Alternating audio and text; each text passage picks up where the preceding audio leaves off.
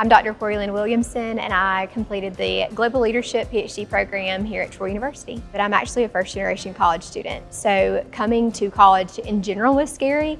You know, the financial component as an 18-year-old is scary to begin with, but then when you think about a master's degree or a PhD, that's certainly a little bit scary. So just again, leaning on those faculty and staff, whether it be someone in financial aid helping you understand the logistics of what is this going to cost and what are the benefits of completing this program, or the faculty and just helping you, as a first-generation college student, your maturity level is so different when you're an 18-year-old versus a 22-year-old. So I was a working full-time adult. I actually taught 3rd and 4th grade while pursuing my master's degree. And of course, paying out of pocket for that was a little bit challenging as a teacher in the state of Alabama. But then secondly, pursuing my PhD here at Troy, I also was a full-time employee. So you're talking about full-time staff plus a full-time student. Can be a lot to handle and manage, but I think, again, just leaning on staff and sharing with them dates and deadlines or things you're able to accomplish or things you're struggling with.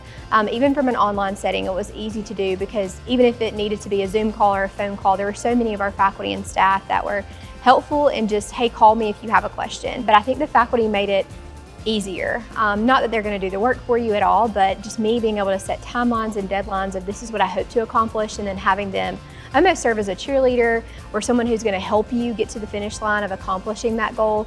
So for example, I really wanted to finish my PhD by December of 2024. In doing so, I had to finish my dissertation and write that in a total of 11 months, which is somewhat unheard of.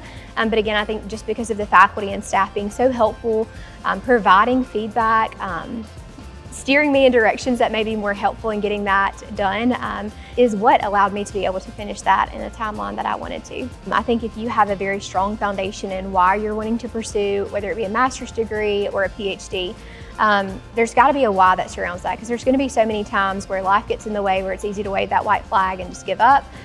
Or prolong that experience. Oh, I'll do it next year, next semester, next term. But I think if your foundational why is strong enough, you're going to be able to exceed all of those doubts and fears that you may have, even those roadblocks that may interfere with your timeline. Being able to be both a student and faculty and staff, I see a lot of different lenses, but all that makes Troy so different from other colleges is the people.